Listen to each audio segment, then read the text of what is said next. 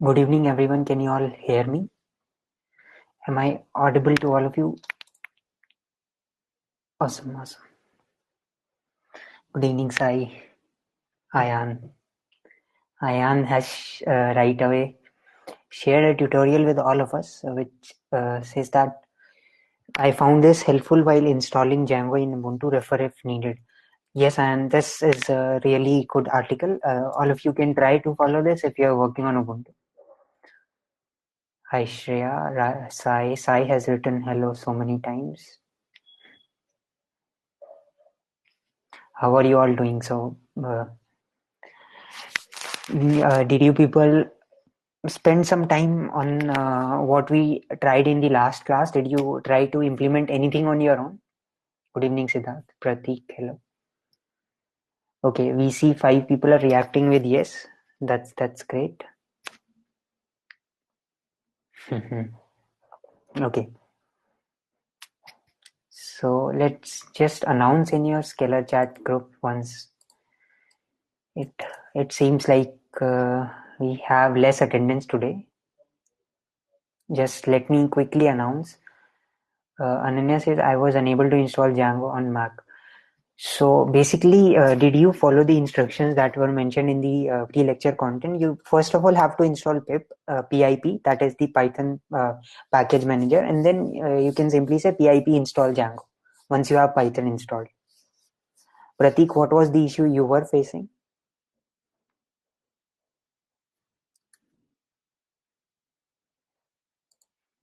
Let me quickly announce in the group that we are starting.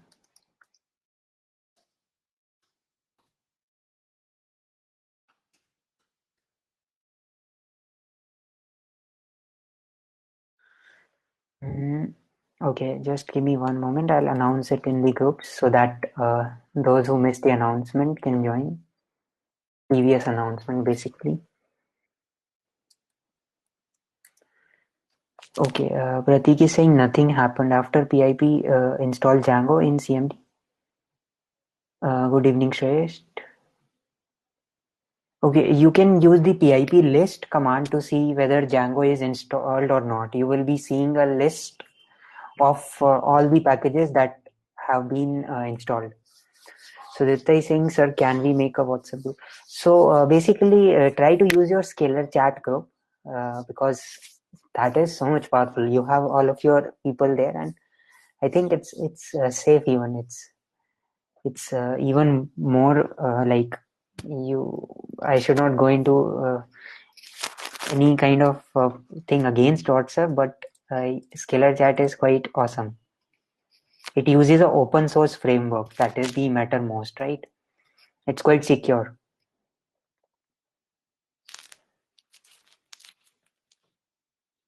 I'm using Anaconda prompt. Mahip, no. Mahip, try to use. I think that won't be required here. That's generally used when we do data science kind of stuff. So I don't think Anaconda or any such other software is required. So what you need is just a text editor, and you should have Python installed and Django installed. Okay. So let me launch a quick poll to see how many of you are already on Django, like you have installed successfully. So everybody please type up your responses so that we get a number.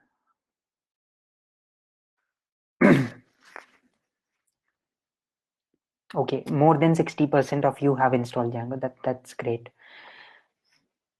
Okay, so what I'm going to do is I'm going to just go through you with a brief. Okay, roughly 60%.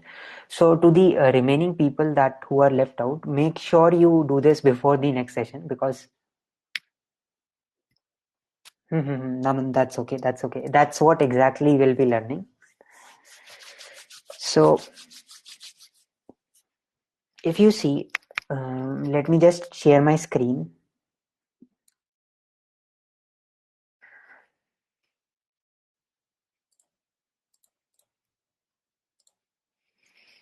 Okay, I think all of you can see my screen.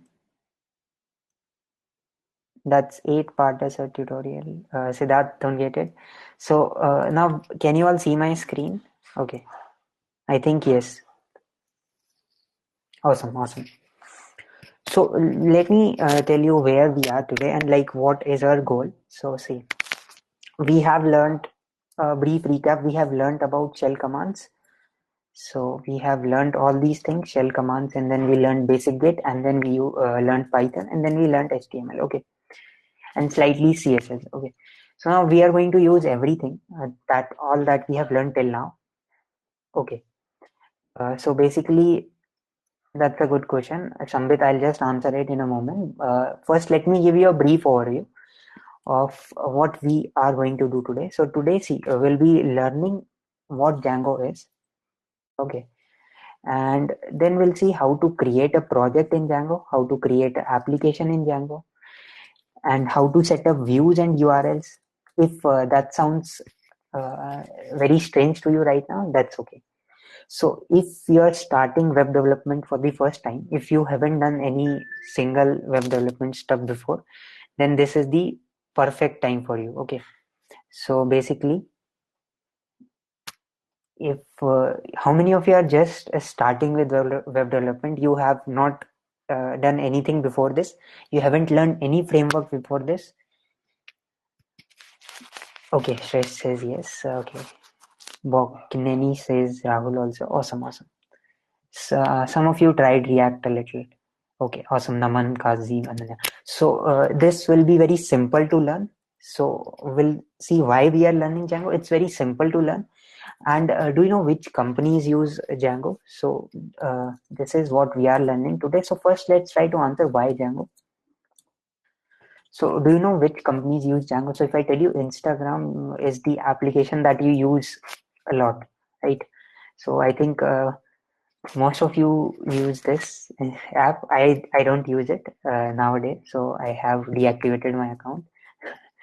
But I think most of you use. So it's built on top of it's built on Django only. And if you see, there are some other apps like Mozilla. You must have used Mozilla Firefox. It's also built on Django. There are a lot of top companies that use Django to build their servers. Okay, so these are the companies that use Django. So what is so special in Django that so many companies they use Django? Yeah, Shivam is Spotify. Exactly, Spotify is one other company that uses Django. So basically, Django is very versatile. Like there are all types of companies that use Django to build their applications, and it's quite simple to get started with. Okay, so the advantages are it's quite versatile. That means most of the things are supported. It's a lot secure. It provides a lot of things out of the box, right? So if you do not want to reinvent the wheel all the time, so Django will provide you with a lot of stuff that's inbuilt, right? So there is a lot of support also, lot of community support. It is quite popular. Like if we compare the frameworks of Python has some other frameworks also like Flask, but it's the best in the Django and Flask, both of them. I'll share just my VS Code screen so that the chat doesn't appear to you again and again. Okay, fine.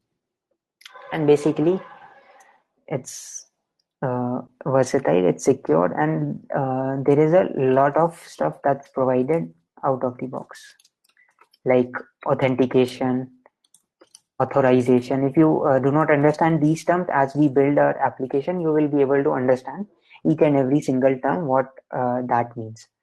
Okay, so now one suggestion to all of you: whenever you are asking a question, please ask it in the questions tab so that we can keep a track and we can choose to answer at the right moment. Okay, so I'll just pick the questions right till now. So Isha is saying, which one is better, Django or Node.js? Each framework or each language has their own points of view, has their own advantages, own disadvantages, right? So Django is for people who are who want to build something very quickly. So it's very rapid development is possible here. If you want to basically go from your idea phase to your development phase and ship your product. So you can do very quickly with Django because it's a complete framework that provides a lot of stuff inbuilt. Okay. So Node.js is also quite vast. We will also be learning Node.js, but in the upcoming module. Okay. So this entire module of dev is focused on Django. We'll have another dev module after the advanced DSA that will pick where we will be picking Node.js. Okay. So we will be discussing that also, but our main focus of these next set of sessions is to complete Django and to learn the basic things that are provided by Django, how we can utilize them. Okay. So are you all motivated enough to start Django? I have got some feedback from some students that they were saying we know C++, we know Java, we know JavaScript, but why are we going to Python and Django, right? This was one of the common questions. So the idea is just try to explore a lot of frameworks. Every framework has some advantages. Once you deep dive into it, once you at least try to build a small application, then you will get the idea what is its advantage over the other ones, right? So that's the main point here, that just try to learn it to explore something new, right? Yes, you will also get to practice Python and you will learn some new framework which has a new terminology, right? So I'll tell you one more thing, that most of the other frameworks, like if you see, some frameworks are built on the MVC architecture, okay? And that is model view controller architecture. We'll talk about this in depth, but Django uses the MVT architecture. So it also has a different architecture. Now what it is exactly, I'll tell it to you in brief, but you won't be able to get it right away. When we have talked about each of these things, that is the model, the view, and the template, then we will be able to understand it much better. Okay. So there are other frameworks which use this architecture, but Django is quite different and it has its own advantages, which you will see in a while. Okay. So I hope everybody has got some basic idea of why we are learning Django. Can you all react with a yes if you are clear with this question? Anybody has any other points of view, please to ask. Okay, Shenid is asking what is C. Shenid, in this C is actually a controller. In Django, we do not have a controller. Now, yeah. Shashank, what is MVT? Yeah. So I know these questions will come up, but I will answer these questions as we go. Okay, you will not be able to understand the definition right now. I'll come to it in some time. Okay, first let's get started and then let's touch this. Okay. Now there were questions. Some of you don't know Python too much. That's okay. So one FAQ is that if you do not know all of the Python, it's okay. You cannot never completely learn a language, but uh, once you start doing dev in Django, you will side by side we will be learning a lot. We will be learning a lot more in Python. Okay, because we haven't touched up with all the things, right? There are a lot of other things that are necessary. We'll be learning them as we build the application. Okay. So Python shell, okay, I think he's saying the interpreter shell. It throws a lot of errors. CMD is better. Is that okay? Basically, you will be learning syntax as you practice lot and lot. So that's okay. So I think now without any further ado, I think let's just get started, since 60% of you already have Django.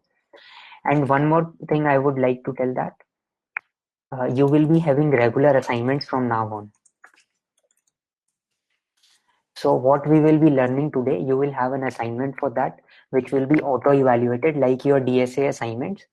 So you will have to clone a repository and you'll have to make the changes and push it. So we'll show you a demo of how your assignment submission will work at the end of the session. So at the end of the session, we'll also have a demo for the assignment. And so whatever we'll be learning today will be part of your assignment. Okay. So isn't that exciting? Like from every session, you will get to implement what we are learning.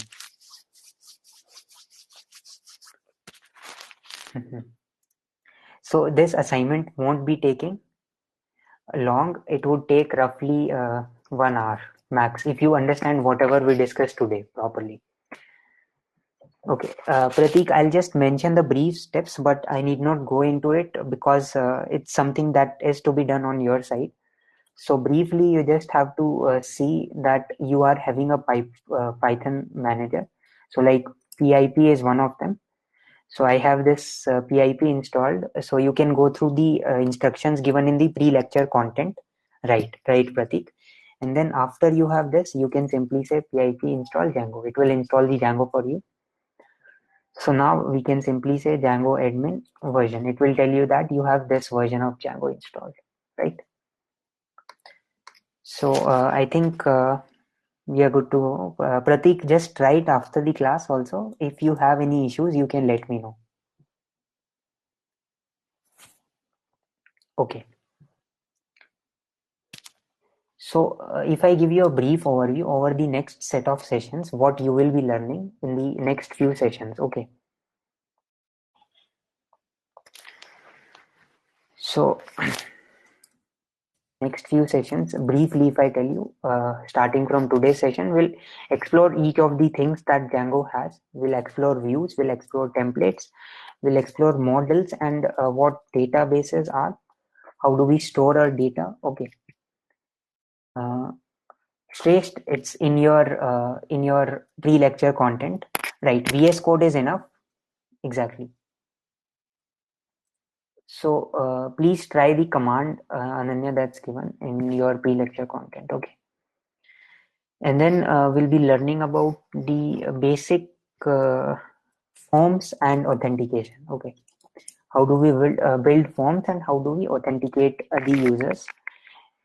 So you will be building an entire end-to-end application that's basically look, it will be like a Trello like application. It will be a simpler version of this.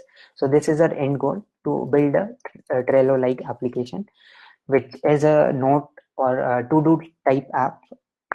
So if you have not used this, you can try to explore this also, but it will be a very simple version of this. So it will be clear as we go session by session. So today's session is going to be very basic. There is no advanced concept in today's session, but you will learn how Django works and how you can start your project. What is the first few steps you will need to do? Okay, so I might not be able to answer each and every question. That's why I'm saying please use the questions tab if you face any issues. Okay, we have already 57 students who have joined in, so that's great.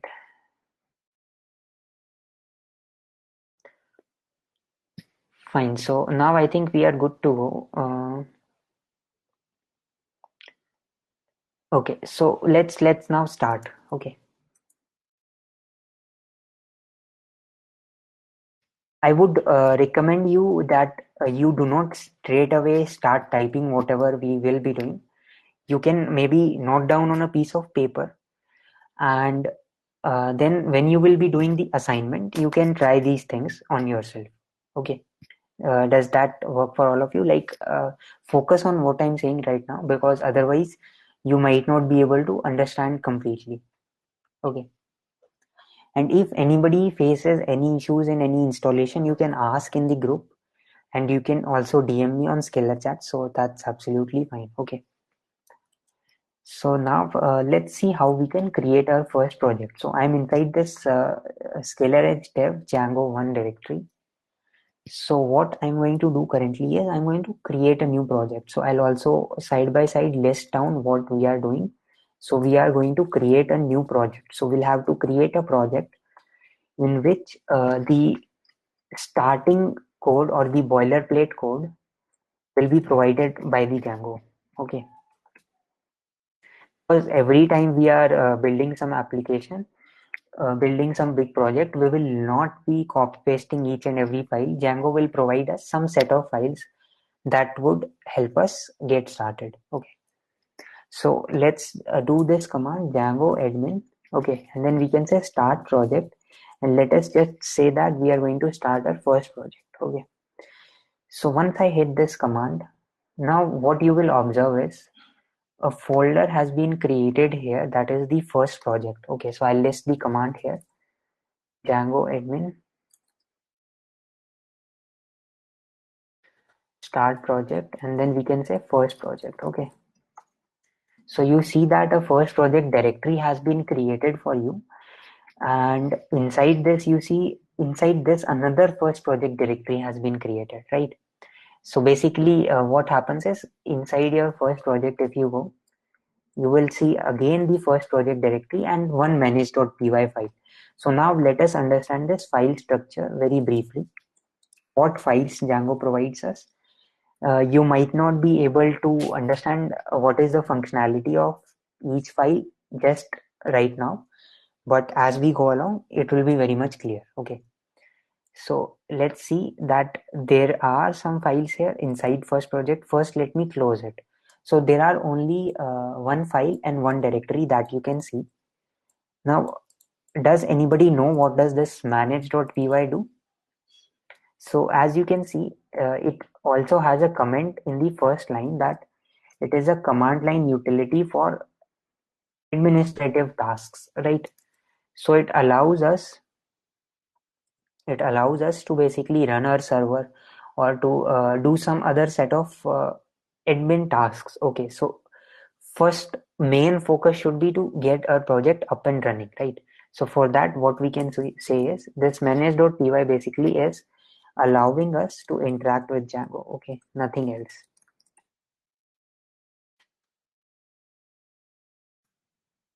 Right. The some configurations are also set here. Exactly. But more of the configurations are set inside the first project settings.py. So let's go through it one by one. Okay. Yes, most of these commands would be common for both Windows and Mac. Sudipta, okay. Fine. So now let's see how can we start our server. So for that we can simply say python 3 manage.py. Okay, and then we can say run server. So this will allow us to start the server. Just ignore this line for now. If it doesn't make sense right now, we'll be talking about it in depth. Okay, so let me do one thing. Let me just go to this link. I'll share my web page again. Yes, I'll repeat that. Isha, just give me 1 minute. I'll just show you first of all how the server looks like. So you see that once you do Django admin, by Python 3 manage.py run server, you see this page. So all of you, congrats! You just have started your first server. You can see that the install worked successfully. Congrats! So that's how your starting page once you run the server would look like. Now, what exactly is this? This is the local host or the URL of our local host, right? So this is where our server currently resides, right? So in real world, like when you are accessing any website that's on some other server, you will have that IP address that will correspond to the location, right? So what you will be typing is you will be typing something like this, right? You will be typing the URL. This is the URL that you will be typing, right? And after that only you are able to access this particular page. Okay, so similarly this is where the our server resides. Okay, so let's now try to see each of these things once again. Just let me share my code editor. Here you can also see that your site was accessed. So a get request was made that was of the type HTTP, right? So whenever we are accessing a server, it uses the HTTP protocol, right? So HTTP simply allows us to access the web pages. It's a hypertext transfer protocol. Okay. To make a request, your browser makes a request. So what it is like, basically your browser will make a request.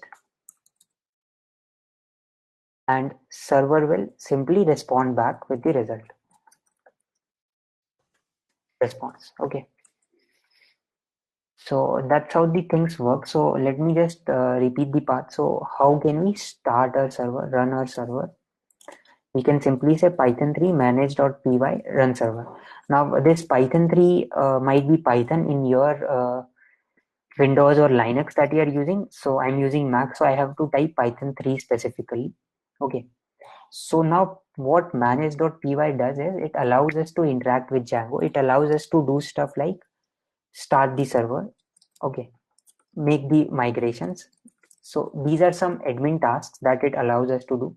So it will be clear later on what exactly is a migration and what does it mean to make the migrations or run the migrations. So it allows us to simply interact with Django. So Isha, you can simply remember that this script will allow us to basically either start the server or do any kind of interactions that will be required to make a server live. Okay. Yes. Yes. So Anurag, is it clear now how we started a server? We simply said Python 3 manage.py and we pass in the command run server to it. So what it does is it simply takes in the command that we have given as input. Okay. So somehow it takes in the command execute from command line sys.argv, right? You need not understand this right away. This code we will not be editing, so it's okay if you do not know what's inside it. For now, just know that it will allow us to run the server. Okay, awesome. Yes, Ayush, try that. Yes, Shashank, so this project has been set up by Django and we can now use all of these files as they are provided to us. Okay.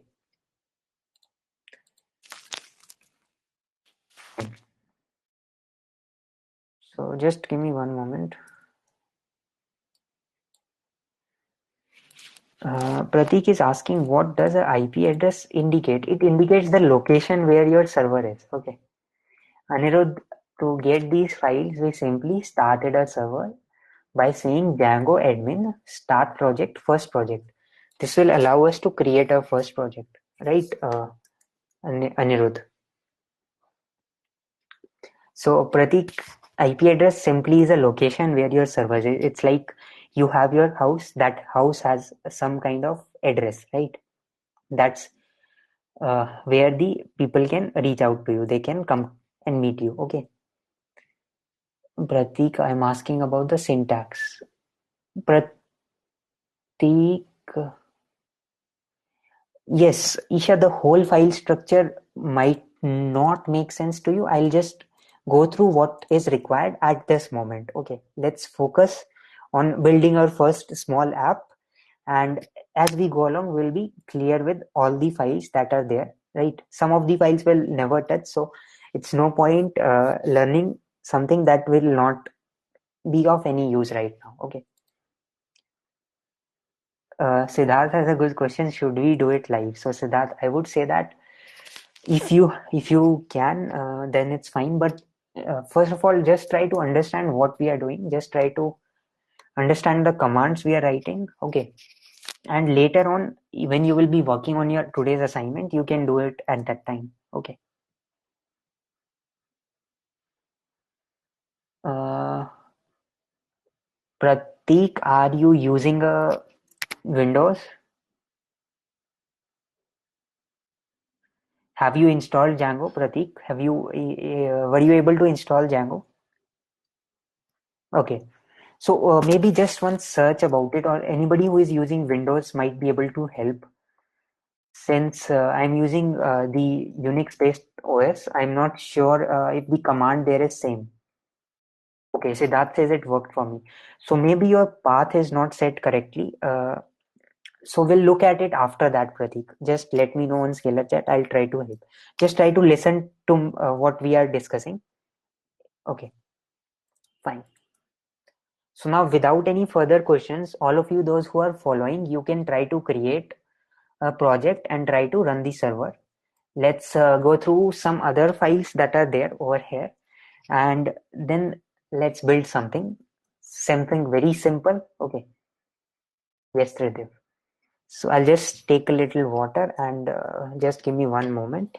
You can also have some water.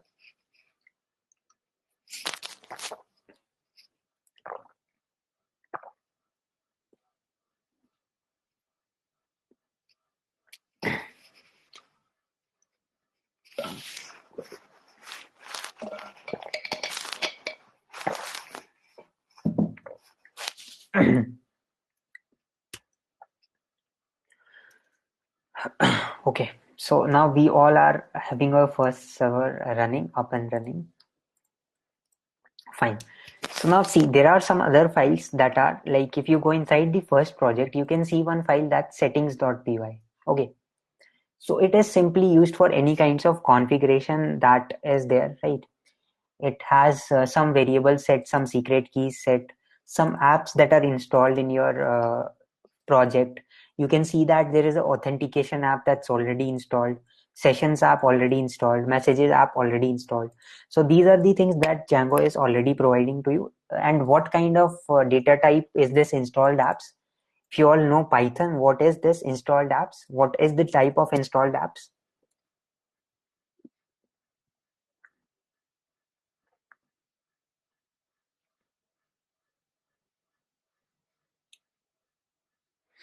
Shreya, no, see, it's not object actually, it's a list. Because see that it looks like an array in C++ or any other language. We discussed that a list can be created like this, right? So it's simply a list. It contains some strings in this list, right? Awesome. Karan, if you are not able to start the project right now, that's absolutely fine. You can try it after the class. So guys, one question I have, that it should be good if we all can ask questions in the questions tab only, right? Right. Thanks, Kazi. Do we need to have some knowledge of DB? So I already answered that question. We'll be covering that. We'll be covering that, Kazi. Okay. So fine. Now we also know that settings.py contains some kind of configurations. Okay.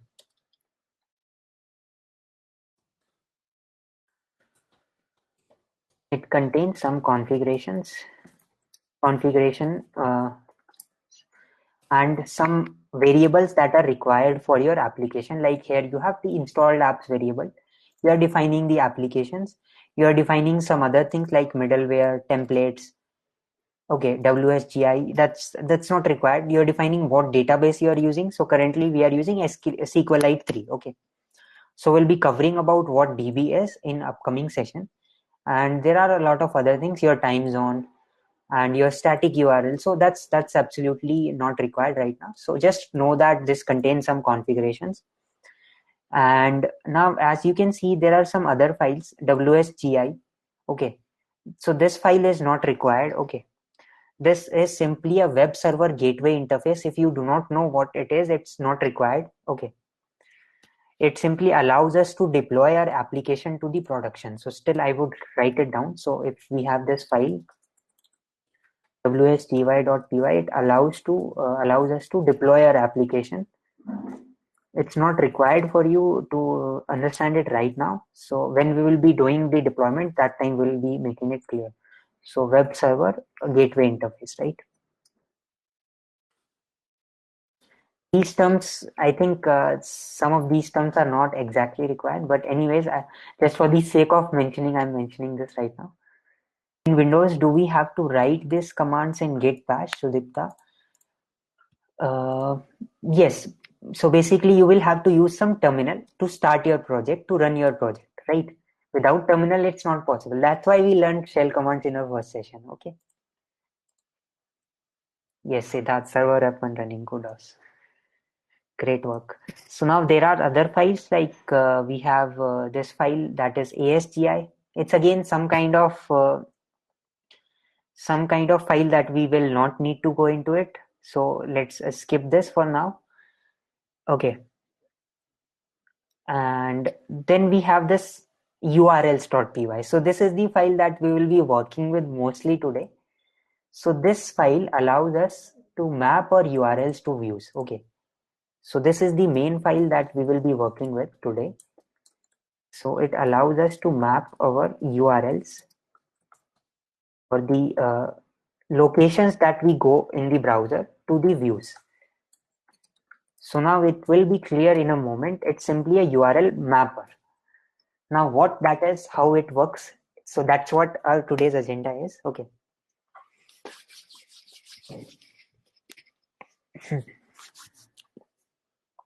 Fine. So now we have seen almost all the files that are there. There is one more file that you can see over here. Which file is it? Can somebody tell me? What is the other file? This py cache you can ignore. This is a cache file that's generated when we run our server. Yes, Isha, that's the SQL that contains all our databases. Currently, it is empty. So we have not created anything in our database. So that's why it's empty. Right, there is one more file that you have missed here. ASGI is of no use. Settings we have seen, URLs we have seen, WSGI is of no use right now. So what about this file init.py? Anybody knows what it is for? So there is a file you can see, first project.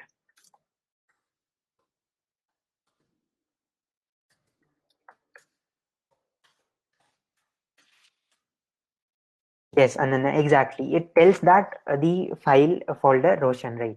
Yeah, it tells that the folder is a package. So basically, first project is a package. So basically, like we saw how to import from modules, it is something very similar. So very similar to importing from modules. Uh, it mentions that when we will be running our first project or importing it, so whatever is inside this init.py, that variables, those kind of variables would be initialized. Okay, so yeah, it's for initializing something exactly. So we won't be using it right now. When there will be a need, at that time we can see about it. Okay, so now we have gone through everything, but there is a problem here, right? That we do not have anything apart from all this stuff. Okay, how can we map a URL to a particular page that the user sees when he or she goes to the URL localhost / 8000, right? How can we change that page? Let's say we want to print our name on that page. How can we do that? Okay, exactly. Siddharth got it correct. So we first have to create an application that will do something. Okay, so project in itself is nothing. A project is composed of several applications, right? So I'll write it. So basically what we need is we need applications. So a project has multiple applications. So what can be a good example for this? Like let's say you are using Scalar. Scalar has several different applications. Let's say it has a dashboard application. It has a test application. Okay, let's say it has a meetings application, right? So each of these applications are different applications that may or may not interact with each other, right? Does that make sense? So basically we are separating our code for one particular part of our project into an application, right? Does the idea make sense here? It's like components. It's like small components that we can break down our big project. Okay, so you see large companies like Google has several products. It has one Google Docs application, one Google Sheet application, likewise, right? So Ayan, actually it's based on Ruby on Rails. We do not use Django here, we use Ruby on Rails. Okay.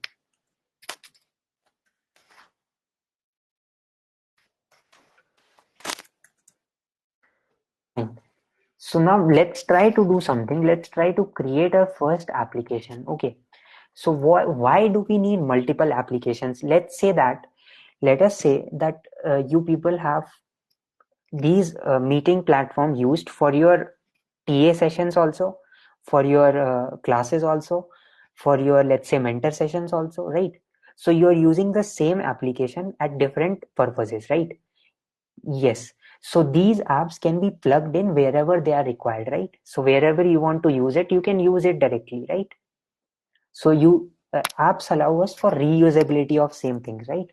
So you see that like in settings.py, there are already a lot of apps that are installed by Django, right? So these apps allow us to reuse the stuff. Okay. So that's why we have applications. This simply allows for reuse. So these become simply plug and play type applications, right? Wherever you want to include your application, you can include it in a different project as well, right? Okay, so everybody is on the same page or not? Were you able to follow up till this point? I know some of the terms can be a little intimidating right at the moment.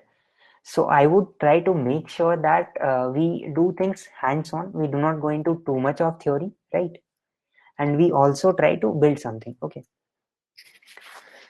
So with that in mind, let's try to create a first application. So let's try to simply start a first app. Okay.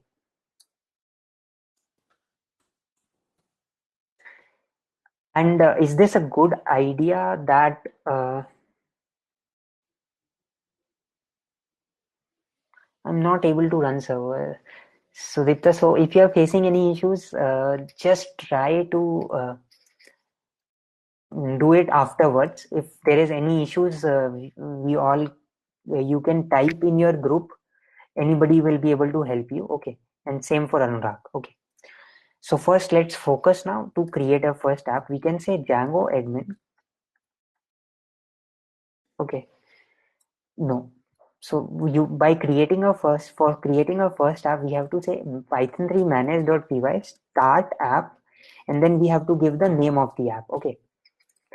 So we will be using this manage.py. That's the app that allows us to interact with the Django project. Okay. So we can simply say Python 3 manage.py start app first app. Okay. So now what you will see is magically a folder has been created for us, the first app folder. And you can see some of the files look familiar to you, isn't it? This init.py looks familiar to you. Any other file that looks familiar to you inside the first project was also there? Or no? What do you say? Is views there in both of them? No, views is not there in the first project file. Views is there only in the first app file, right? Views will be specific to a particular application. Okay, so now let's see what all files got created for us. So the files that got created for us are one you can see as admin.py, second you can see as apps.py, third you can see models.py, fourth tests.py, and fifth views.py. And we do not see any urls.py here. What is the reason for this? So let's say we want to have certain URLs that are specific to our application. So we should create a urls.py on our side. Okay. So Django does not provide us with urls.py. I will simply create it and close it. When we will be needing it, we will be adding the code over here. Okay. So sixth is, let's say, urls.py. Fine. So with this, okay, I'll not type it here because it was not created. So now let's just once again see what each of these files says. Apart from these files, anything else are you able to see? Anything else are you able to see?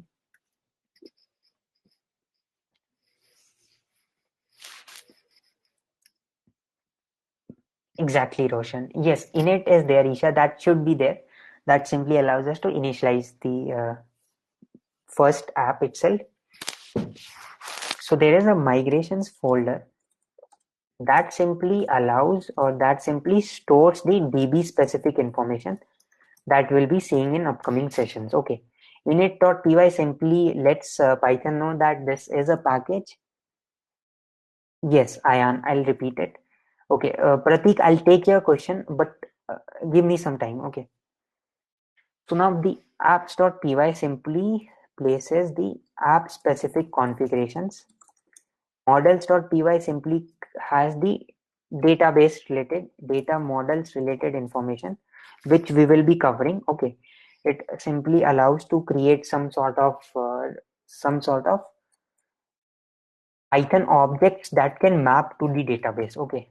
So Python classes that map to tables in DB. So it will be clear when we will be creating some models. And then we have the test.py. It is simply to write some unit tests. If that is not if I think unit test we will not be writing at this stage. It's a little tricky process, so we will be skipping this. And in the views.py, we have the mapping from the request to the response. So basically, this views.py will allow us to create functions that return responses to the requests made onto the server. Okay, so this is what we will be focusing today. Fine. And this admin.py contains some sort of way to simply register our model classes onto the model classes for the application. Okay, so this is also not required right now. So right now, if you do not understand what each of these files does, that is totally okay. So I'm just writing it down so that you can simply read through it after we have worked with each of these files. Okay, so now let's open this urls.py file and this views.py file.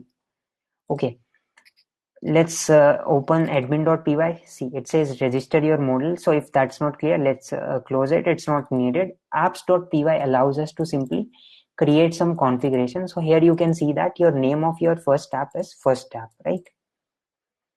And this models is not required right now. Test is not required. URLs we have created. Okay. And after this, we have this views.py. Fine. So now once we know this file structure,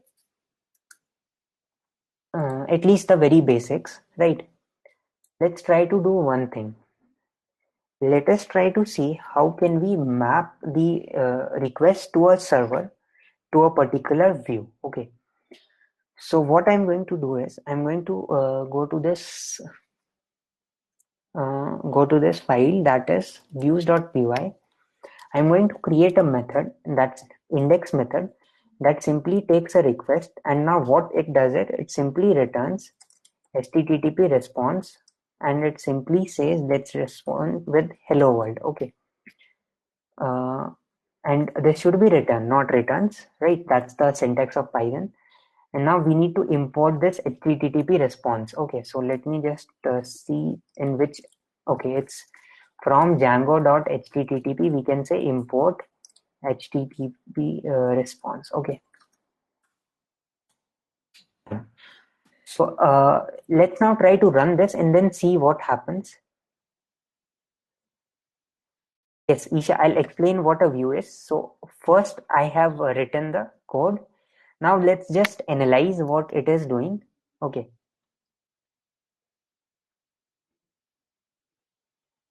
So I have got 3 questions and I'll try to just take a pause here and just try to re-understand or like re-explain the part that's making some kind of confusion here. So we have this views.py, we have this urls.py. Okay, fine.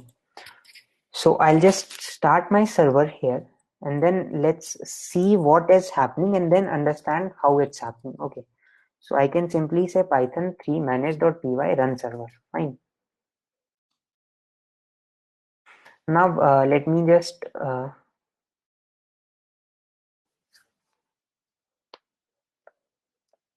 okay, Ananya, that's a good question. I'll answer that as well in some time.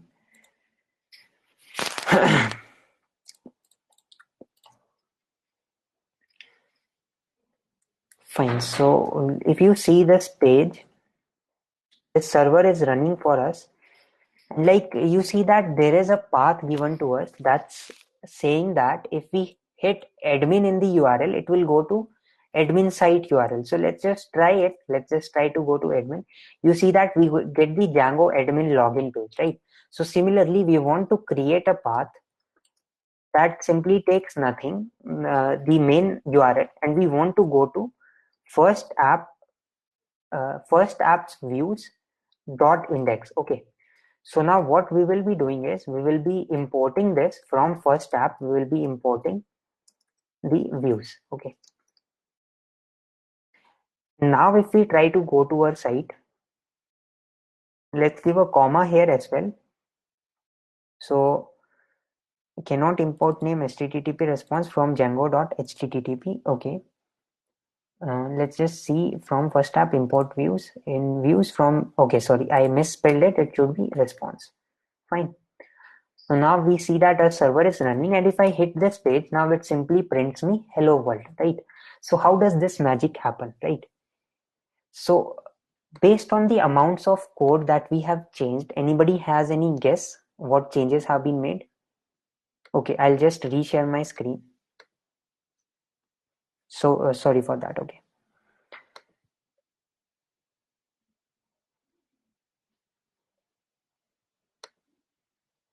Let me share my screen once again. Okay, I assume the screen is clear now, and if I see that we get to this page, we can see hello world over here, right? So now let's see what files we have changed and what exactly is happening, right? So we have simply we are simply trying to respond to a request, respond with hello world. Okay. So now let us see what is a view, what is a URL, and how are these two things connected. Okay. Yes, I'll repeat the last parts again. What we did, how it's happening.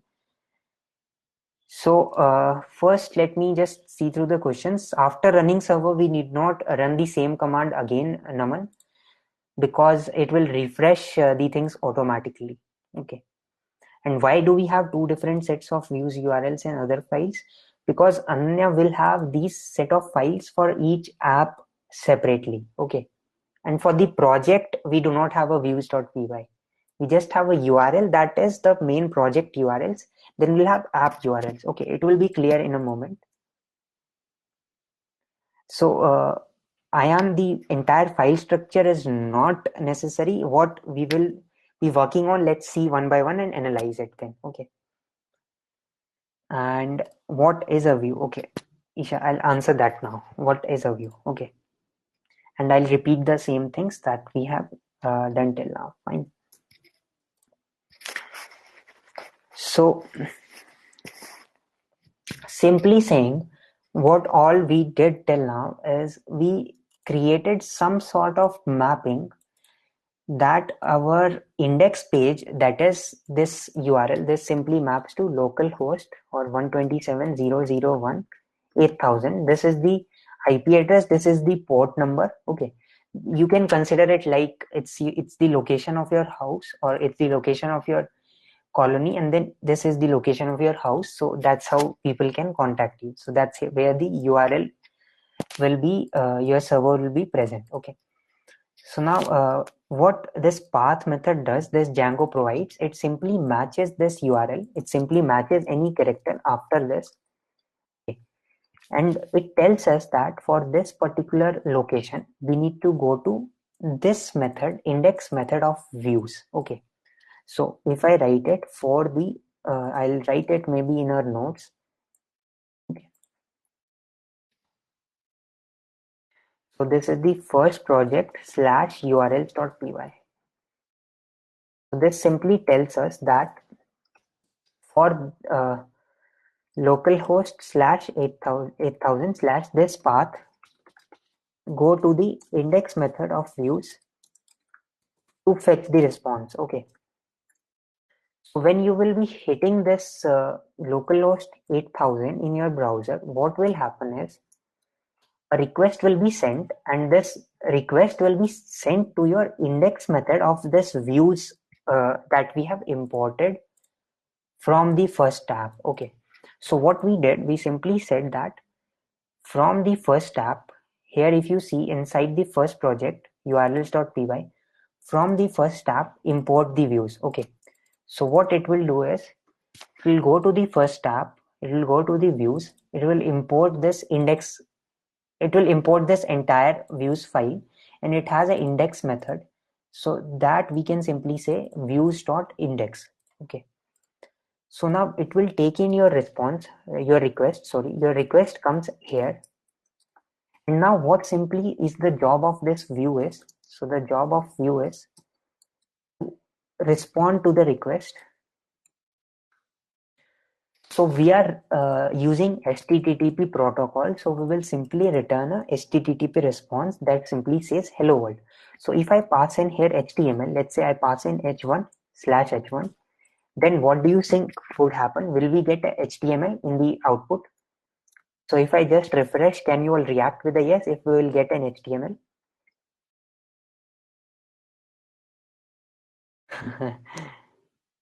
Oh, awesome version, nice. Now you see that we got it in the heading 1 format. So now is it clear what a view is? A view is simply taking in your request and giving you some sort of response. Okay. So it's like its job is to return some sort of response. It could be HTML, right? So it will be the main sort of file that will have the methods to give some sort of response. It could be a static content, it could be a dynamic content. Okay. So as we saw, JavaScript allows us dynamic content. Now here also we can insert dynamic content in our responses. Now how can that happen? So we'll see in a short while, but first of all, please understand how this is happening. Okay. So I'll take a pause here. Those of you who want to try this, you can try, and I'll take any questions that you have in this sort of view and URL. Okay. Okay. Anurag and Siddharth says got it, but I want clear from all of you if all of you have understood it. Otherwise, please ask any question. I'll repeat the same thing again.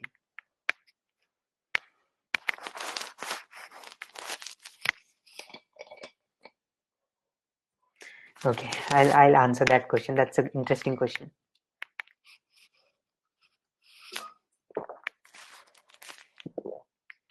Sorry. Just give me one moment.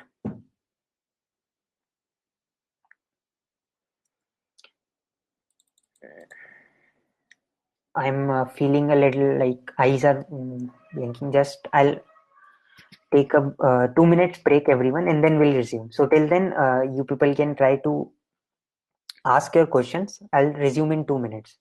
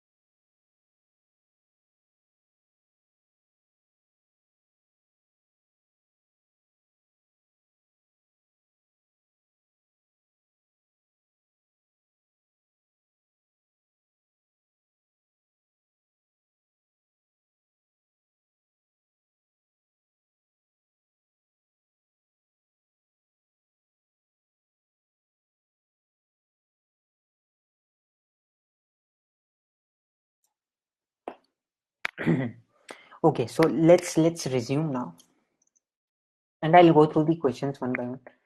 So, Sudipta, you are saying, can anyone please tell me which commands should I use for Windows? I'm stuck, please help.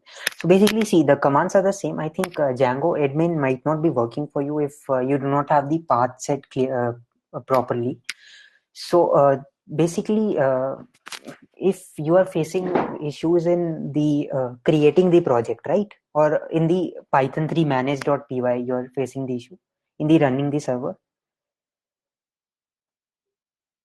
Okay, Ayush is also stuck. So both of you, can you please tell which parts are you stuck? Either in the running the server or in the creating the project, creating the app. So you might not have to use Python 3 here. You might have to use Python here directly, right? Just make sure you try that before. And you might be having an issue with the uh, path variable, right? So try to use Python instead of Python 3, right? And make sure that you are able to use Python before you are able to run the Django, right? Okay. So uh, basically, those of you who are facing issues, such kind of issues, yes, I think got the point, sort of. Make sure that you are inside this first project directory. So what happens is when you created a project, you were outside first project. So now inside first project, there is another first project, right? Saurav has got a good point. So once you go inside this project that was created, you will see a manage py inside that. So make sure you change your directory. You do a cd, right? Exactly. Yes, exactly, Roshan. Type ls and check if manage py is visible. Fine. So I think that is answered now. Isha has a question on the path. And Ananya, why is there two directories of first project? So because this first project is our main project that will contain all the applications, right? And now inside this, you have this to keep your settings of your project, right? So you do not want to keep your settings of your project in the in the same path, right? Where the applications are there. You want to segregate into a different folder. That's totally a choice that Django made, right? And Pratik was asking, what's the difference between a project and an app? A project can have multiple apps, and your app can be used in multiple projects, right? So I know that can sound a little intriguing right now, but as we make more apps, it would be clear. More apps inside a project.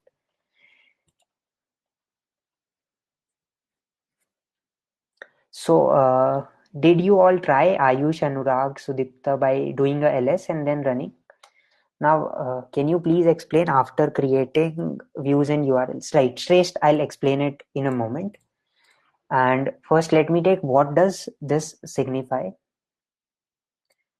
Ananya, that two directories are provided by Django that are not made by us. Okay, so that are provided by Django.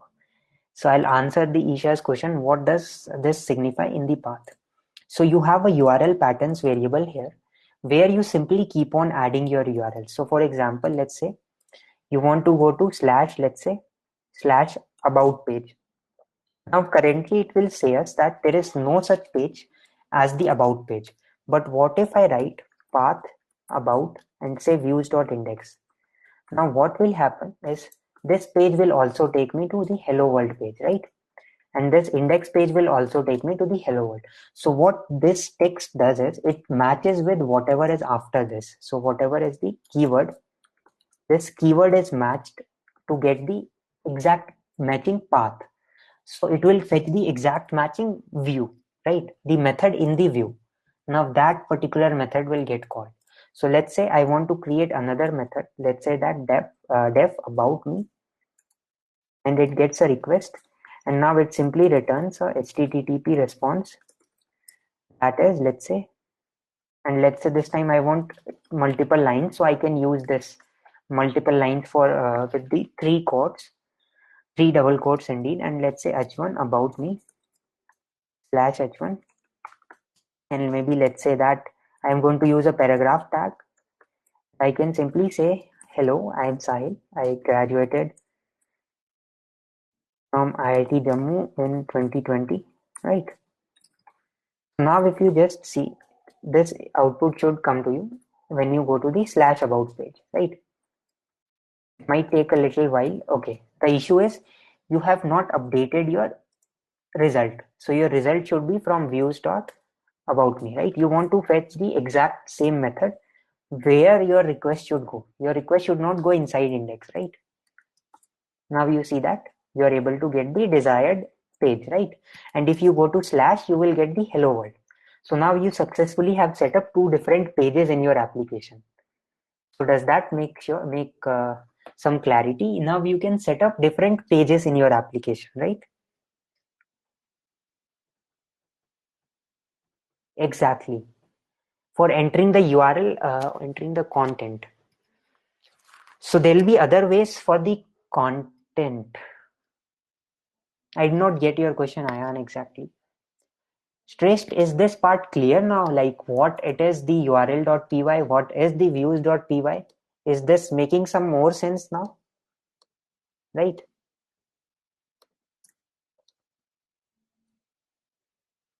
Yes, it will take little time. So what I'm saying is just first try to understand what is happening, and then uh, you will be able to understand how it is happening, right? So now we have created two simple pages, right? So I will again take a pause here. If anybody has any questions, I will try to answer that. Let me update my notes so that I can share them easily with you. So there is another path. So let's say about views.about me. So now what will happen is localhost 8000 slash about will go to about me page.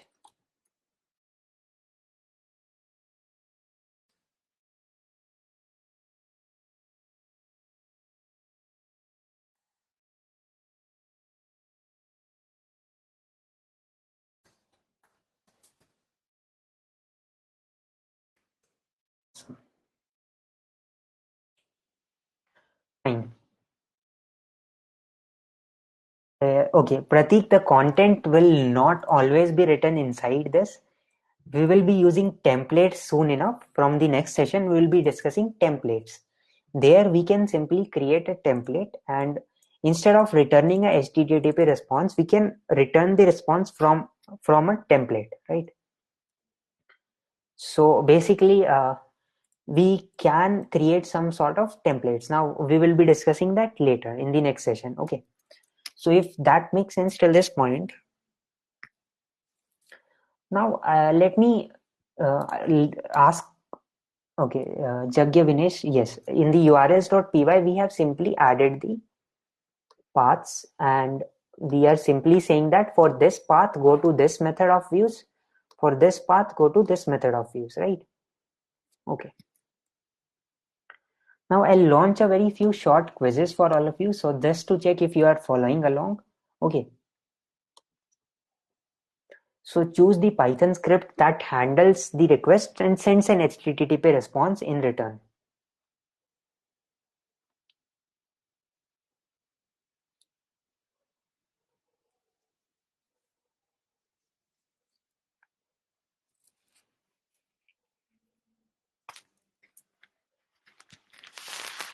Come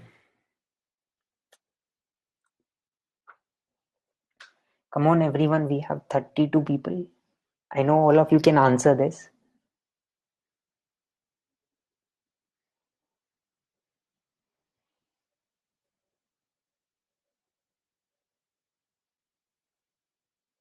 Okay. So basically, see, it's not the urls.py. Actually, it's the views.py, because views.py has this method that takes in this request and returns the response, right? It will take in this request and return this response.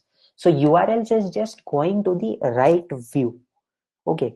It is not returning the response. The response is returned by the view. It is just taking this uh, request to this view, and now it's the view's job from here on to handle it in whatever way it wants. Okay, does it make sense?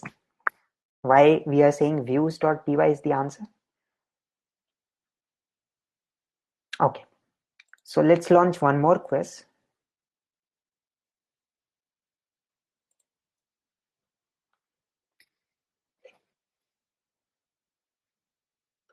Now it should be fairly straightforward to answer. Now you should not answer it incorrectly.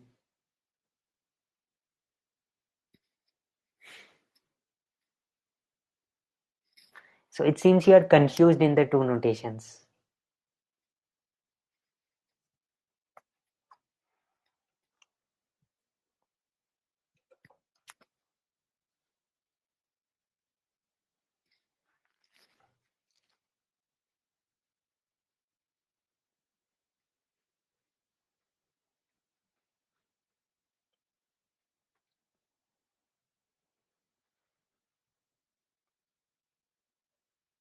Ayan, you might not have ended the function properly, right?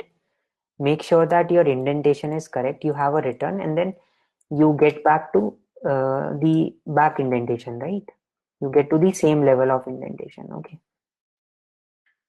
So basically, if I write it down for you, see, there is this view, there is this URLs. Okay.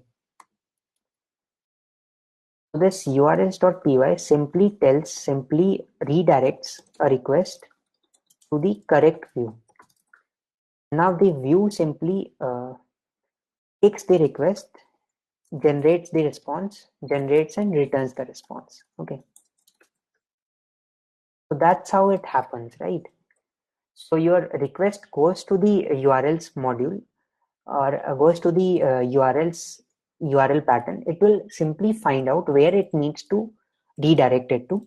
It will redirect this to the correct view, and now it will the view will take the request and it will return the response. Okay, so only these two files you have to consider right now. Is this making some sort of sense? Can you all react to this? This is part of your assignment today. Okay. Now you can create multiple pages in your same website, same project that can do different stuff, right? So now slash about page is doing something else, slash page is doing something else. Okay,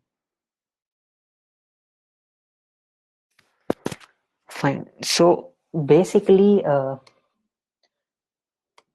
now we will see one more concept, but before that, I would like to see how many of you have been able to work this alongside.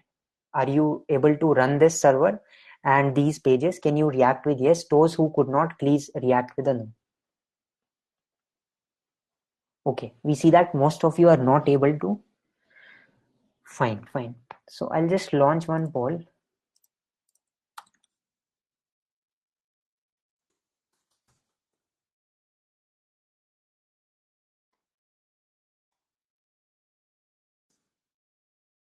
So those of you who are able to run the server, please answer yes. Others, please answer no.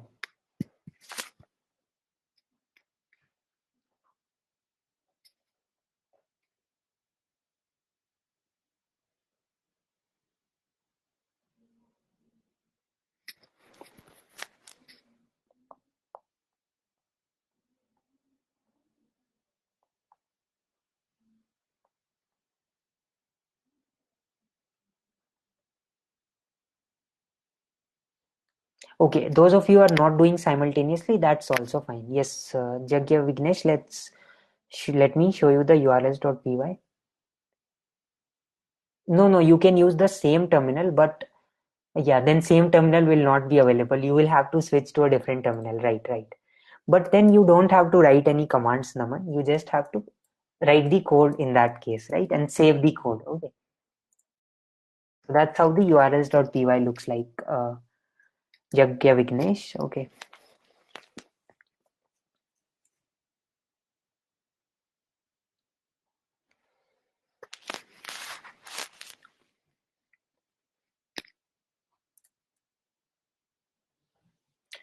Fine. So now what we can also do is we can give some sort of name to each of them. That simply is like might be used somewhere. So Django allows us to give this name for a particular URL. Okay, so let's skip this one and let's just give the others the name. And let's see if it still works, right? It still works. So this name allows us to simply give some sort of name to our URL. Okay, something like this. Okay. Now, one question to all of you is, what happens generally as when you will be dealing with real projects? In that, what will happen is sometimes, okay, Roshan, it will be useful where you want to have some manual redirections in your code. So it will simply allow us to import this path and redirect at some places in the code. So we will see when we will be building, let's say, a login page, a logout page, such kind of pages where we want to redirect from our code itself, right? So we want to name a particular path, give it some name, right? So it's a mapping of a URL to a name, right? So let's say you are saying Google's homepage by the name homepage. You're saying Google Docs by the name Docs. Okay, let's something like that. Uh, is my voice breaking for all of you?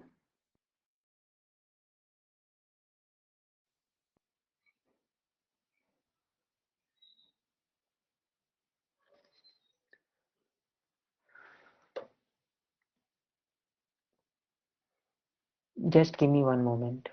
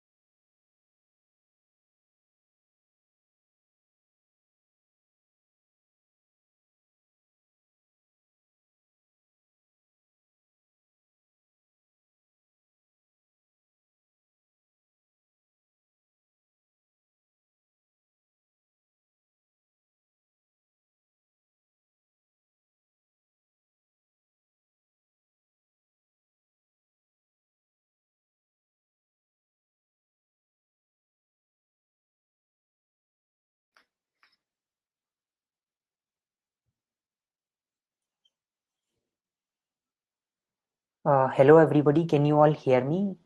Is my voice breaking? Is my voice not breaking?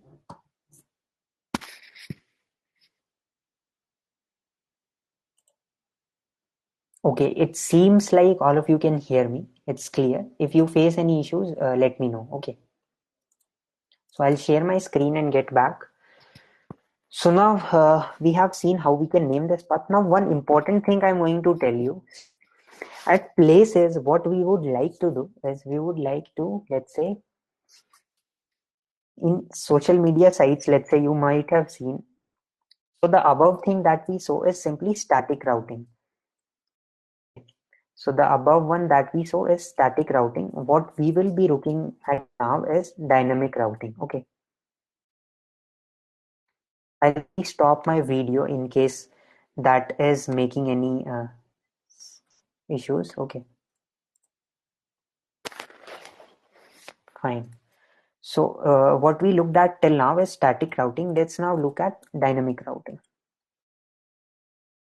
What happens at places, you will want that a particular URL should have some particular page for some people and different for different. Like let's say that if you go to facebook.com slash some particular username 1 and then you go to slash username 2, in this you will see the profile has the name with name as username 1. Here you will see profile with name as username 2. Okay, basically. So Sudipta, what we is we can get in touch with you afterwards. All of you, those who are facing issues with the Windows, we can get in touch and we can try to resolve manually with each of you. Okay. you can reach out and also ask in your groups, right? So either ways, otherwise it would waste all of our time, right? Like let's focus on the concept now, and then you can implement it later, right? When you'll be working with the assignment. Okay, I hope that's good enough. So in this case, what we want is we want to have a URL print something for somebody and print something else for somebody else. Okay, so what we want to do, let's say we want to take in a age in the URL, and we will print the age on the page. Okay, so let's do this. So let us take the age and print the age. So how are we going to do this? So simply this allows us to give some sort of dynamic content. So what we can simply say here, let's say age. And if we now say views dot age, let's say age page, quite quite hilarious name, age page. Let's simply say views dot age page. It takes the age as input. Okay, it takes the request, and now what will happen is it will get another another variable in the apart from the request that will be part of its URL, that is the age here. And what we can simply say, return HTTP response, and let's say that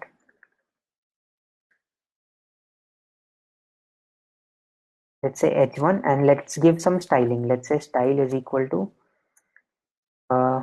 margin, that is let's say 10 rem or let's say 5 rem, and then let's say age. We'll try to print the age over here. Okay,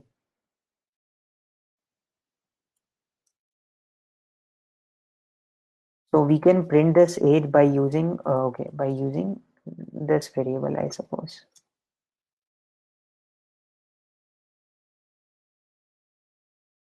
Let me just give it a try once. If it works, get you added in that.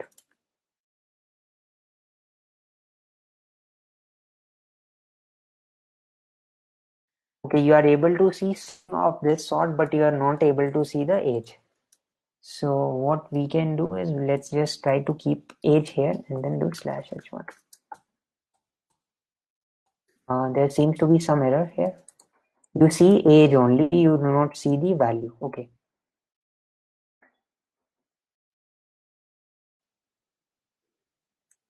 Oh, wait. What I'm going to do now is I'm going to do it in this way.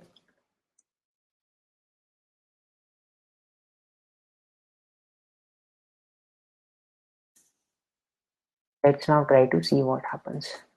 Okay. So now what happens is I simply use string concatenation. I'm using this plus age and plus this. So now whatever is the value of age will get shown on the page, right? Okay, Roshan has given some other way, right? We'll look at this when we'll be dealing with templates, but right now if you see, when you give 20, when you give 2000, you are to see whatever you give as the input on the page, right? So some sort of dynamic content is being rendered at some level, right? Does that make sense to all of you?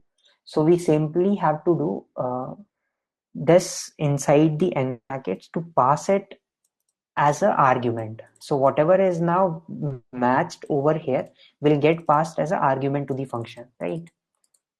So this allows us to use the dynamic routes. Okay, so I'll just paste the code here, and I'll also do one more thing for all of you, that is I'll copy paste this page, this Python code. Okay, fine. So anybody who was not able to understand this part, Ayan, were you able to understand this? Anybody who was not clear with this, what we did here?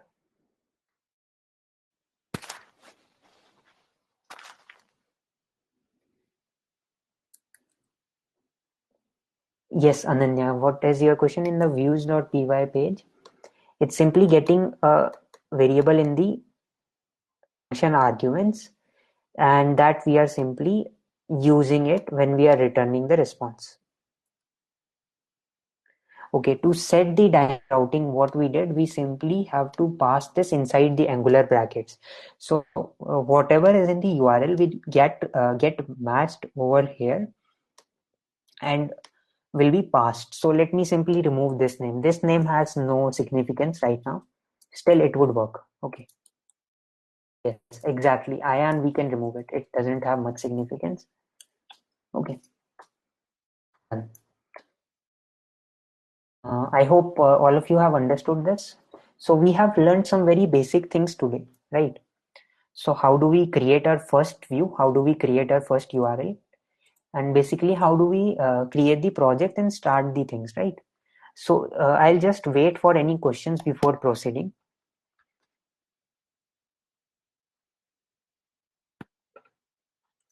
Yes, Isha, what will happen is this age will get mapped, this whatever is passed here will get matched, and the age value will get passed apart from the request in the method. Okay.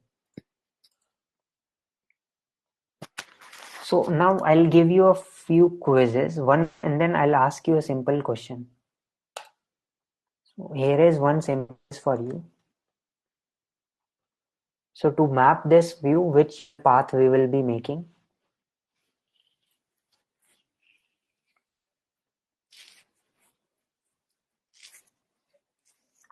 Assume this view is set in views.py. Okay, that you have imported as the views.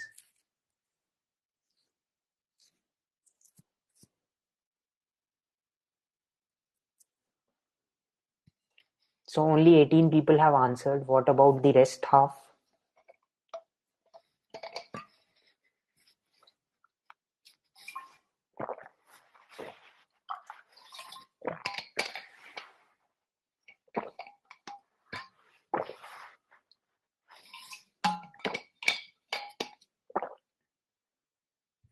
Awesome.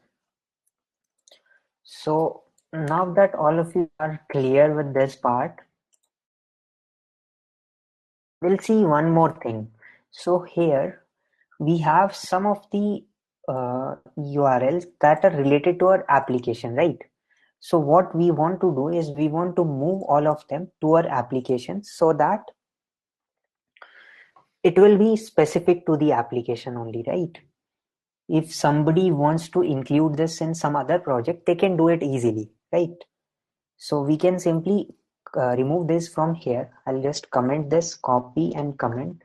And then what I'm going to do, I'm going to go to the urls.py of our first app and simply say that URL patterns will be equal to, okay. So what I have done is I have simply brought the views URLs, URL patterns specific to the application. Okay. Now once we are done with this,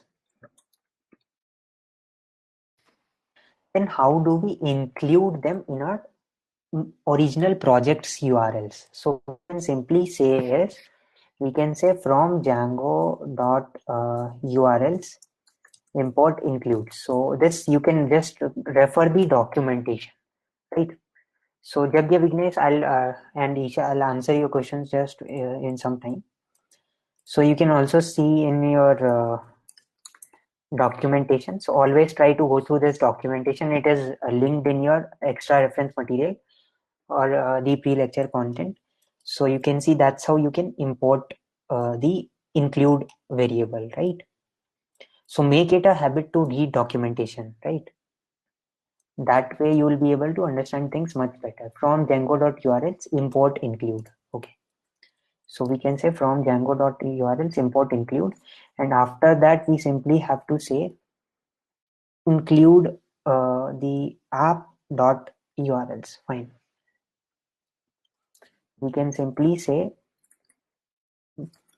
path, and here will not say anything, and include, and then here we will say first app.urls.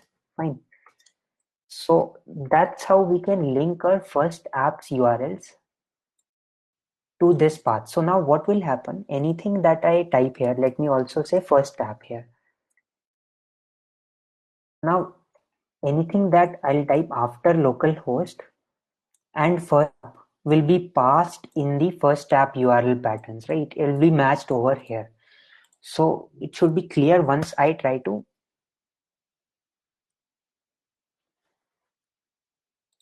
Yes, sorry, you will have to path here. I'll just do that from Django.urls import path. Okay. Now if I just go and try to visit the page, then you are going to see some sort of error, right? Why it happens here? Views is not defined. Okay, let me import views. From first tab will import views. So here we can say from dot import views, because this is in the same file, right? Now if I go here, you see that we get an error. That is, Django tried these URL patterns in this order, first step, and then it tried admin. The empty path didn't match any of this. So it simply says you need to go to slash first tab. Now you are able to see hello world, and if we say slash first tab slash some age, you get that age. Slash about, you get the about page. Okay.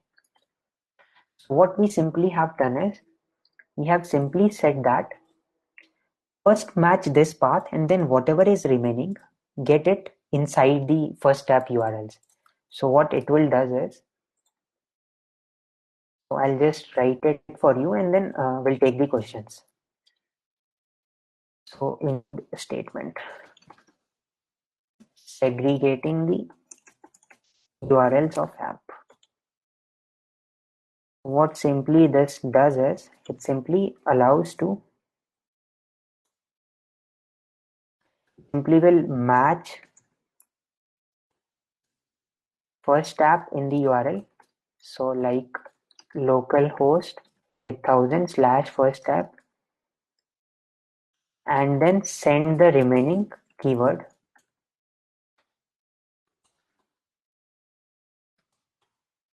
to first app dot URLs. Okay. So whatever remains will be sent to the first tab URL. So now from first tab we will go to index. From first tab slash about we'll get to about page. From first tab slash age we'll see the age page. Okay. So that's how the things will work now, right? If I say something else here, let's say I say path app, then you will see that this will no longer work. Then you will have to go to app. So all these URL patterns are tried in sequence, right? If some sequence doesn't match, it fails, right? So let us say if I have some page path 11, for the 11 path, simply go to use.about me. So now if I go to 11, can somebody tell me what will happen? It will print me 11. It will not go to the views.about me page. Why did that happen? Anybody has any idea?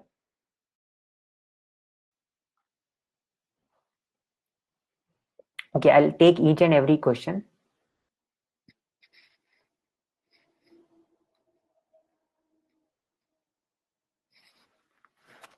We cannot use any other name. We have to use the HTTP response and the request Isha.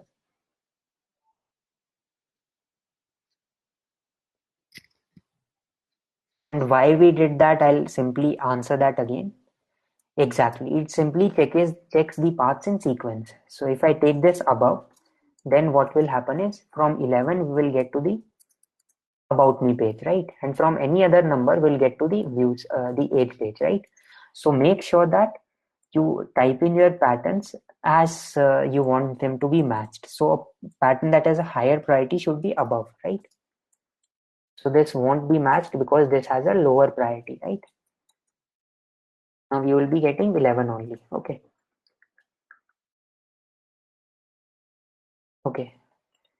So simply see that in the first tab URLs py, I have this, and in the first project, I have this.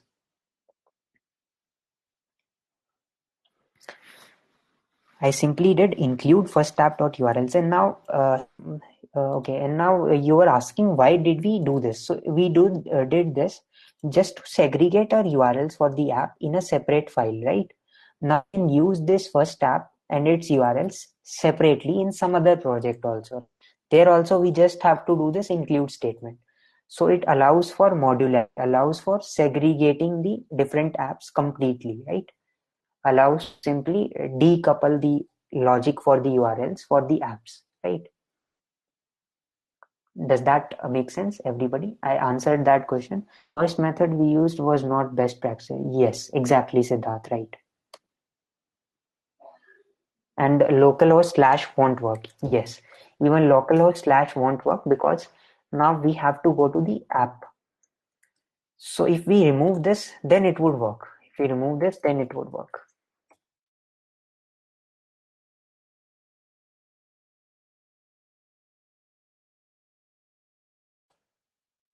Okay, I think then we'll have to say slash explicitly, right?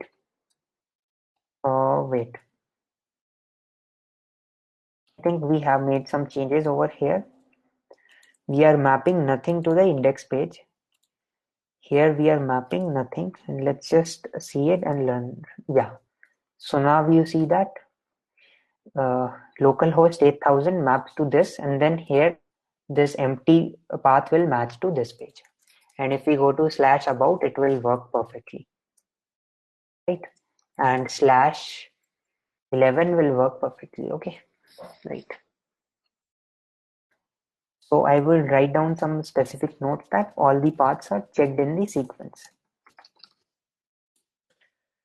So I think that's it for today's session. Like we have discussed some very basic things about going to different pages and rendering different views. So this is what the basics of the MVT architecture is. So you have a model that we haven't touched, but you have a view and a template. So till now we have looked this in the today's session. In the next sessions, we'll see how this view interacts with the model and the template, right? So what simply happens is this view can also interact with the models and the templates to get the required page, to get the required final output. Okay. Yes, Ananya and Gulleen. Okay, Ayan. It can be a little confusing right now, but it will be clear in some time, right? As we discuss and make more and more small applications, right? Yes, the code will be shared. So I do upload the notes for each and every session in which I share the code. Not share the exact code because I want you to write this stuff. But for today's session, we have an assignment also, right? So now I will go through. Yes, Siddharth. I'll upload this maybe and I'll share it in your extra reference material. Fine. But before that, I'll explain to you about the assignment. So today's session, we also have a simple assignment for you. So I'll simply launch a quick poll.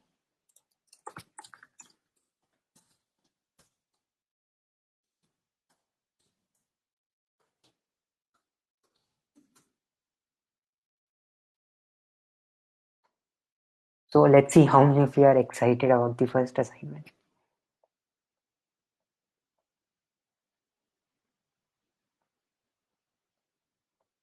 So you will have to build a small page.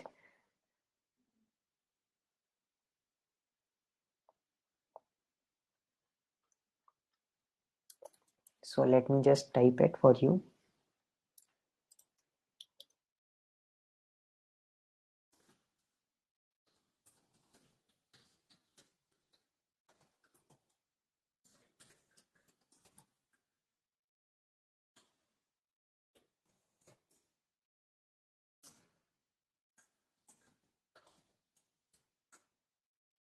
So let me quickly demonstrate you how your assignment looks like and how you have to make the submission. Okay.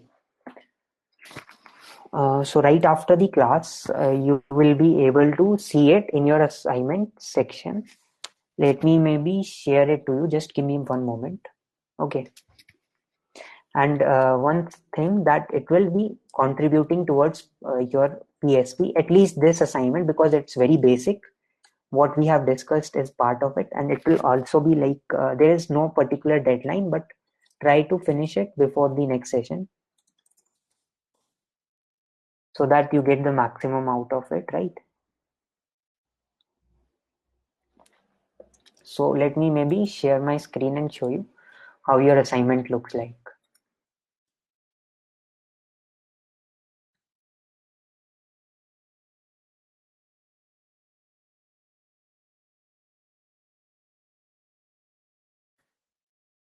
Just give me one moment.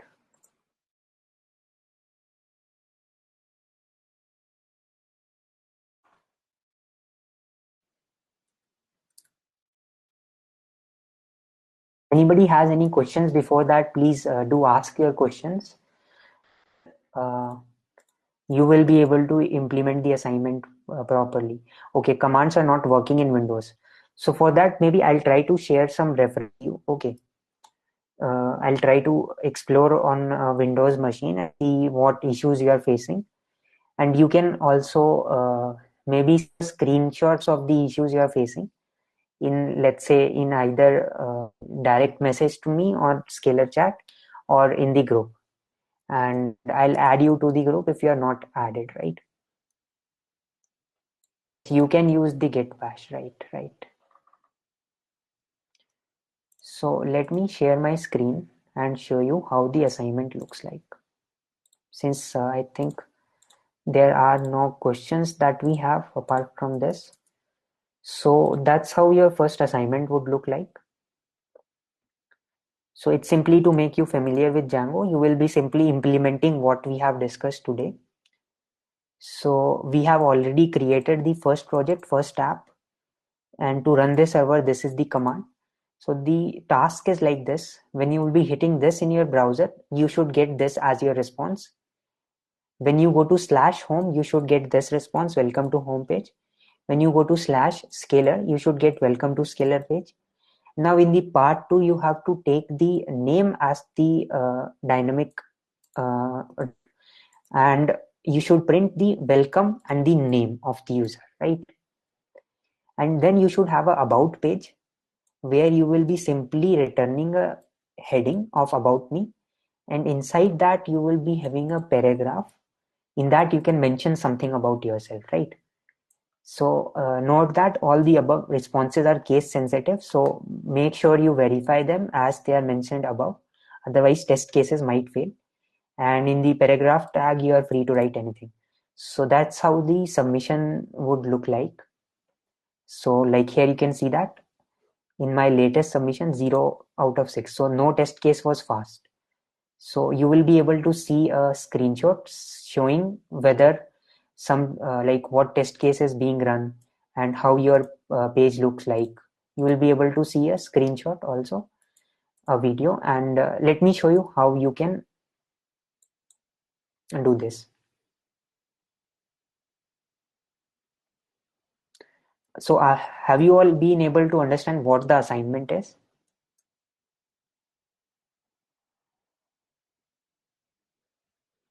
Okay, now I'll tell you how you will be making a submission.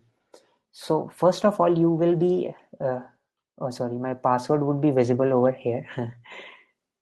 So please make sure you do not copy my password. How many classes will be held in a week? So Abhinav, we are having 3 classes in a week, right? So what you will have to do is you will have to simply copy this and paste this. So you will simply clone your URL. Let me simply stop my server. Let's go to back directory and I'll simply do copy paste this command and I'll hit enter. So it will create the project directory for me. You don't have to run and create your project and app.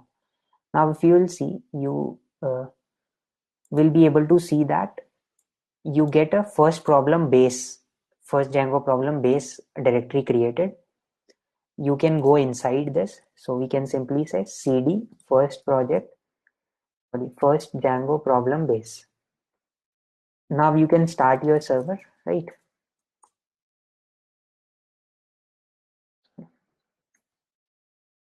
The server would be started, right? And now to make a submission, what you have to do, let's say I simply make some wrong submission. I simply go to first project URLs. So what I'm going to do is, let's say I'm going to change the path. So in the main path, you simply go to, let's say, views.index, and from first app, we can simply say import views. And let's go to the views, first app views, and let's create syntax request and say that return http response of, let's say, hello. Okay, so now it should be giving me a response of hello on the main page, right? But as per the instructions, you should print hello world in this, right? So now let's simply commit our changes and add them. After that, you have to simply say, so one more thing, you cannot push your changes to the master branch. So after you have added your changes, you have to go to this staging branch. So you can simply say get checkout -b staging, right? And then you can simply add your files. So we can use git add dot, and let's see the status. We can see that we have modified these two files. Now we can simply say git commit add solution for assignment. And then you have to do git push. So here you will have to set your branch as staging, right? So each and every step as you do, it will prompt you to what is to be done. Okay. Oh, I think I need to make a pull. There has some issues here.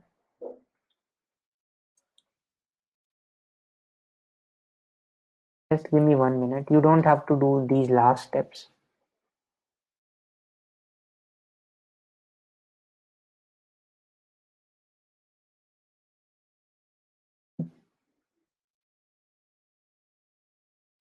Let me see where exactly was something going wrong. Okay. So we simply have to say git push and it's not working. Okay.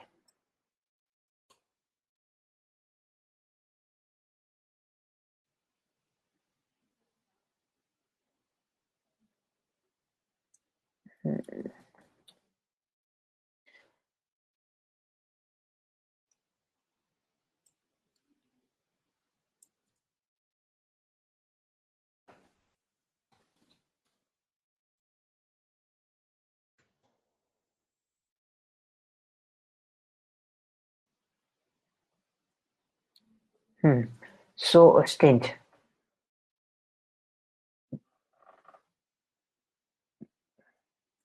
Let me see if I can go to the master branch.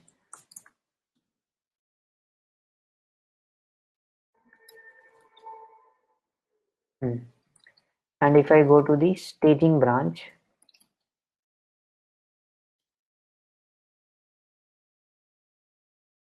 okay,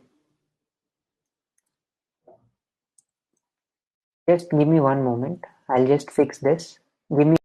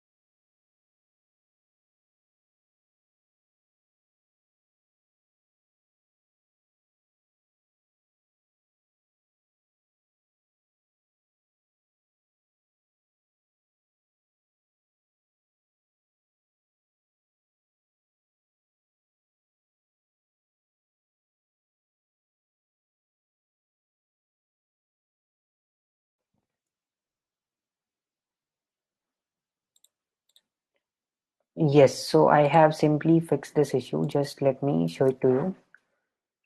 So once I will push this, so what happens is, see, once I have pushed my changes to the staging branch, so what you have to do is, you will simply have to clone this using this, and then you have to go to this branch, and then automatic evaluation will be triggered on every push to this branch. So after this, you can simply say git push, and you will be able to push it. Actually, there was some issue because I had made some earlier submissions. There was some inconsistency. That's why the push command was not working earlier. Okay. Once you do this, you will see that it will start your initialization and it will run your test cases and show how many test cases have passed. Okay.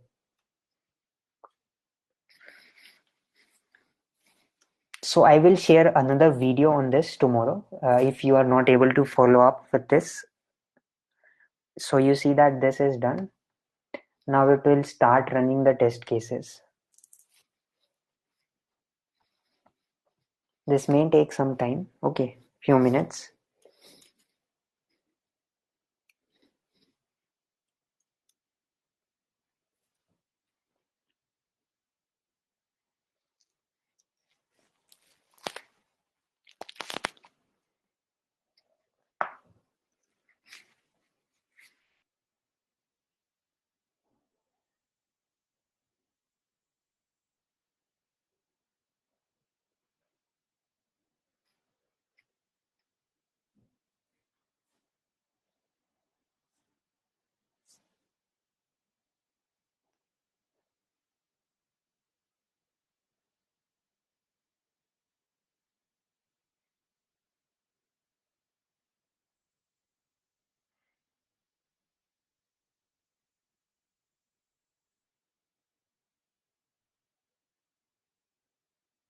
Let's keep waiting 1 more minute. I think it should be done in that time.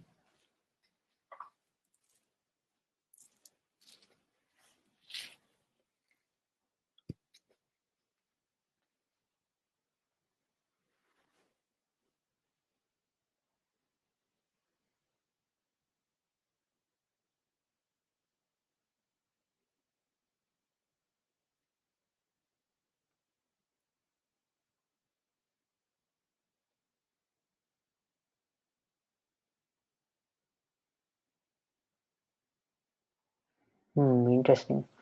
So basically, have you all understood that how it will be working? It might take a little more time depending on how the server is performing at the moment. Okay. But that's how your outputs would look like, and you will be able to see how many test cases have passed. By clicking on this, you will be able to see which test cases have failed, which test cases have passed, right?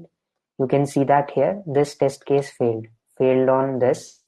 So you can see that your home was not getting the correct response, right?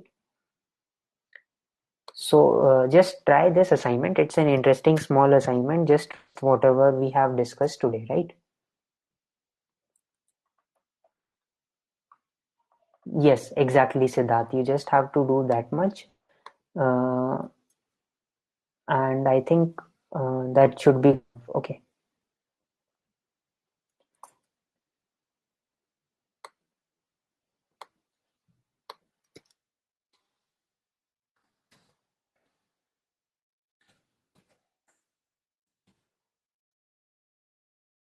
I'll launch a short poll for you. So will you be able to complete this assignment? Let's see how many of you say yes. It's a very simple assignment, and whatever we did today, some of you saying no. So if you have any questions regarding how do we submit it, please do ask right now. If you have not understood any of these steps, although each and every instruction is mentioned in the page, but still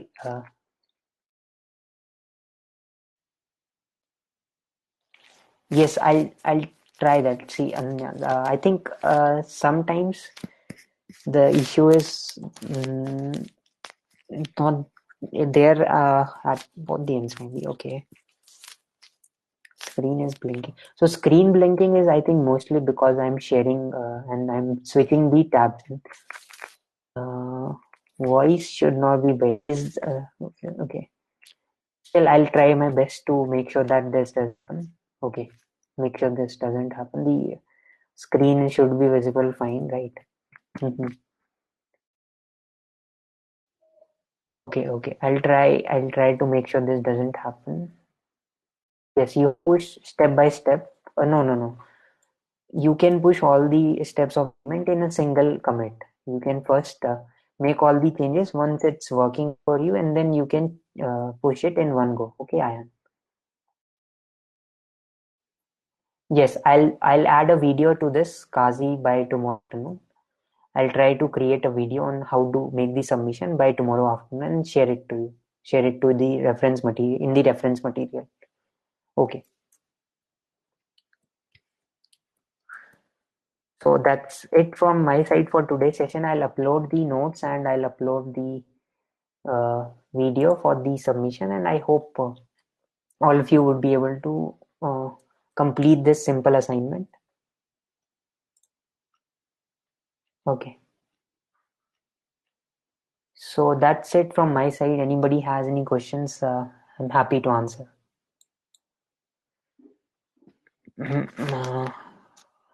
I'm not getting how to move URL to app. Ayan, you simply have to use this. Let me share my screen. So I'll start the doubt session. If anybody wants to go, you can leave the session and have a good night and try to complete the assignment by maybe the next session. Okay. So let me thank you everyone for attending, being with me till this point, and I hope you learned something new today.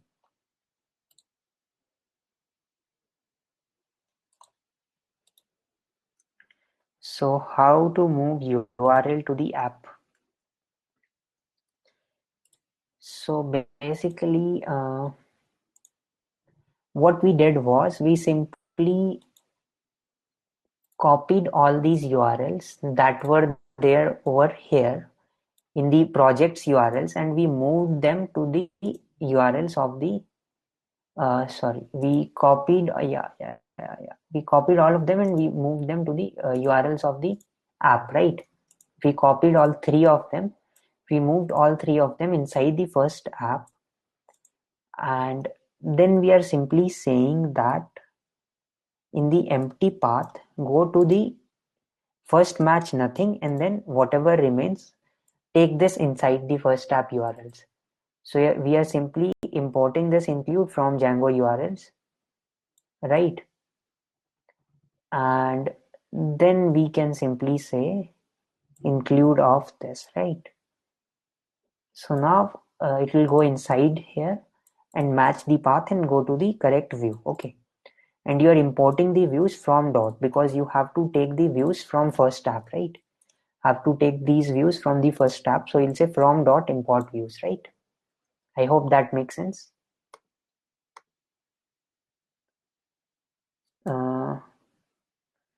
Okay, Ayan, is it making sense? Let me share my screen with a different quality maybe.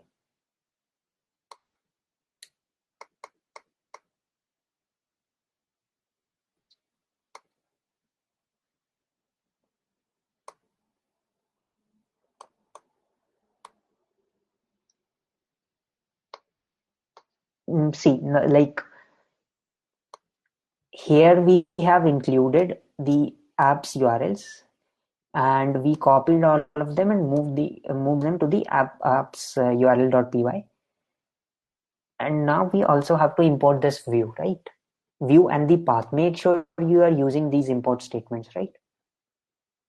Okay, so you got it. That's awesome. So fine then. I think that's it from my side. If anybody else has any questions, let's take your doubts. And if you are not able to install in the Windows or run anything in the Windows, please let me know. I'll try to answer that.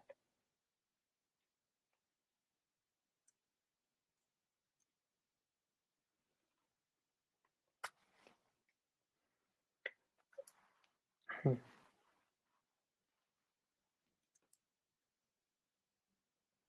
Okay. Thank you everyone then for attending, and stay safe. Take care. Goodbye. Goodbye. Good night.